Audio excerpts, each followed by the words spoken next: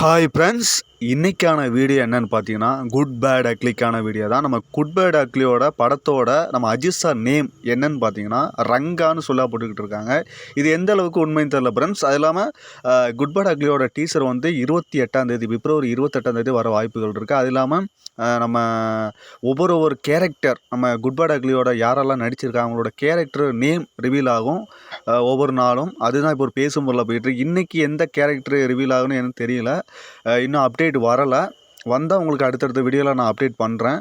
நம்ம Ajith sir name வந்து இப்போது வந்து ரங்கான்னு பேசப்பட்டுக்கிட்டு இருக்காங்க. இது எந்த அளவுக்கு உண்மைன்னு தெரில. ஏன்னா ரங்கான்னு வச்சா ஒரு பயங்கரமாக இருக்குது. ஏன்னா நம்ம இந்த படத்தில் வந்து நம்ம குட் பேட் அக்லி படத்தோட அவர் ஒரு டானாக தான் நடிக்கிறாரு, ஒரு கேங்ஸ்டராக தான் நடிக்கிறாரு. ஏன்னா ரங்கான்னு பேர் வச்சா அவர் பயங்கரமாக தான் இருக்கும். ஏன்னா டானுக்கெல்லாம் டான் ரங்கா. ஏன்னா ஒரு பயங்கரமான ஒரு டைட்டில் தான் அவரோட நேமு. இது எந்த அளவுக்கு உண்மைன்னு தெரியல மக்களே. இது ஆனால் ரங்கான்னு இருந்தால் நல்லா தான் இருக்கும். ஒரு பேர்லேயே ஒரு ஃபயராக இருக்குது. அது இல்லாமல் குட் பேட் அக்லி வந்து கன்ஃபார்ம் ஏப்ரல் 10th ரிலீஸ் ஆக போகுது. அடுத்தடுத்த அப்டேட்டுகள் தரமாக வந்துட்டு இருக்குது. நம்ம மைத்ரி மூவி மேக்கர்ஸ் வந்து பயங்கரமாக அப்டேட் விட்டுக்கிட்டு இருக்காங்க.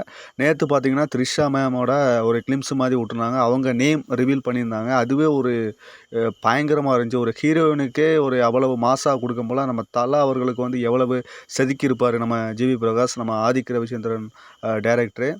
அவர் ஒரு ஃபேன் பாய் சம்பவம் காத்துக்கிட்டு இருக்கு. இந்த வீடியோ பிடிச்சிருந்தால் லைக் பண்ணுங்கள், ஷேர் பண்ணுங்கள், மறக்காமல் சப்ஸ்கிரைப் பண்ணுங்கள்.